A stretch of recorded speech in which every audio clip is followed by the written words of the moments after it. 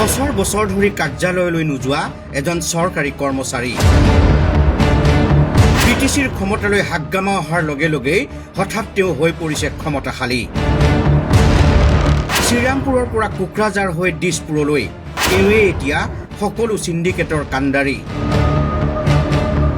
এটা আচৰিত কৰিব পৰা খবৰ, যি সময়ত মুখ্যমন্ত্ৰী হিমন্ত বিশ্ব শৰ্মাকে ধৰি সকলো মন্ত্ৰীয়ে নিজ নিজ বিভাগৰ কৰ্মচাৰীক জনতাৰ প্ৰতি অধিক দায়বদ্ধ হ'বলৈ প্ৰতি মুহূৰ্ততে সকিয়নি দিয়া আহিছে, সেই সময়তে চৰ্চালৈ আহিছে এজন অদ্ভুত চৰকাৰী কৰ্মচাৰীৰ কথা। হয়, আমি ক'ব খোজা ব্যক্তিজন এইজন, নাম তেওঁৰ অপূৰ্ব অধিকাৰী।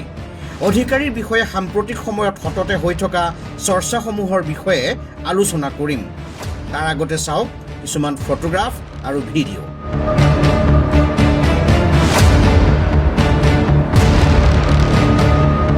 দেখিলে কাৰ সৈতে ফটোত পোষ্ট দিয়া নাই অধিকাৰীয়ে, কাৰ সৈতে নাই তেওঁৰ ঘনিষ্ঠতা।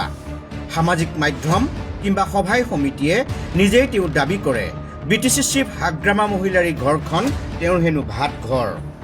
অৱশ্যে অধিকাৰীৰ এই দাবী যে সত্য সেয়া হাগ্ৰামা মহিলাৰীৰ সৈতে থকা তেওঁৰ ফটো বা ভিডিঅ'বোৰেই প্ৰমাণ কৰে।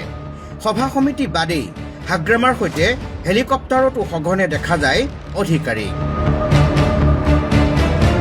পৰিবহণ মন্ত্ৰী চৰণ বড়োকে ধৰি দিছপুৰৰো বহু মুধা ফুটা ৰাজনীতিকৰ সৈতে অধিকাৰীৰ আছে উঠা বহা।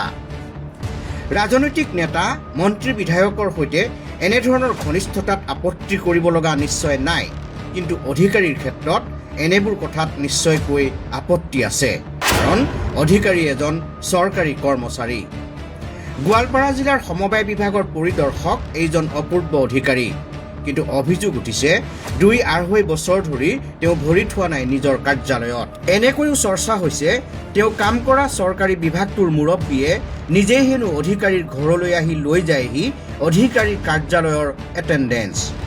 কথাবোৰ সকলোৱে জানে, সকলোৱে চৰ্চা কৰে, কিন্তু মুকলিকৈ ক'বলৈ কোনেও সাহস নকৰে, কাৰণ বিৰাট ক্ষমতাশালী অপূৰ্ব অধিকাৰী।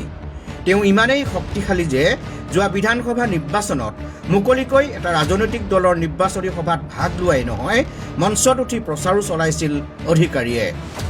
সেই সময়ত কোনোৱে জিলা নিৰ্বাচনী বিষয়াক অধিকাৰীৰ বিষয়ে অভিযোগ দিছিল যদিও অভিযোগ হৈয়ে থাকিল। এয়াই হৈছে অপূৰ্ব অধিকাৰীৰ ক্ষমতা। কথা হ'ল, অপূৰ্ব অধিকাৰীয়ে চৰকাৰী যিটো পদবীত চাকৰি কৰে তেনে পদবীধাৰী ব্যক্তি ৰাজ্যত হাজাৰ হাজাৰ আছে, কিন্তু অধিকাৰীক বাদ দি আন কোনো এজনেও এনে কৰিব পাৰিবনে? যিয়েই নহওক, এইজন ক্ষমতাশালী অপূৰ্ব অধিকাৰীৰ বিৰুদ্ধে এতিয়া আৰম্ভ হৈছে নতুন এক চৰ্চা। সেয়া হৈছে অধিকাৰী এতিয়া চিণ্ডিকেটৰো কাণ্ডাৰী। শ্ৰীৰামপুৰ গেটেৰে অসমত প্ৰৱেশ কৰা গৰু, মহ, ব্ৰইলাৰ, গাহৰিকে আদি কৰি প্ৰতিবিধ সামগ্ৰী কঢ়িওৱা বাহনে দিব লাগে অবৈধ মূল্য। সহজ ভাষাত যাক কোৱা হয় চিণ্ডিকেট। এই চিণ্ডিকেটৰ নামত দৈনিক সংগ্ৰহ হয় লক্ষ লক্ষ টকা। অভিযোগ উঠিছে বিটিচি প্ৰধান হাগ্ৰামা মহিলাৰীৰ লগতে দিছপুৰত থকা সুসম্পৰ্কৰ বাবেই এই ধন সংগ্ৰহৰ দায়িত্ব এতিয়া অপূৰ্ব অধিকাৰীৰ ওপৰত। মুঠতে এতিয়া মহাপ্ৰতাপী অপূৰ্ব অধিকাৰী। অধিকাৰীৰ হাতত যেন আছে মোহিনী দণ্ড। চৰ্চা চলিছে সমাগত বিধানসভা নিৰ্বাচনত বিটিচিৰ এটা সমষ্টিৰ পৰা প্ৰতিদ্বন্দ্বিতা কৰাৰ মন অধিকাৰীৰ।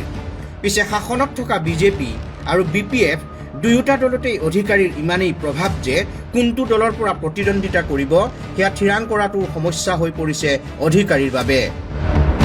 মুঠতে এতিয়া মহাপ্ৰতাপী অপূৰ্ব অধিকাৰী। ব্যুৰ' ৰিপৰ্ট, খাটাং সংবাদ।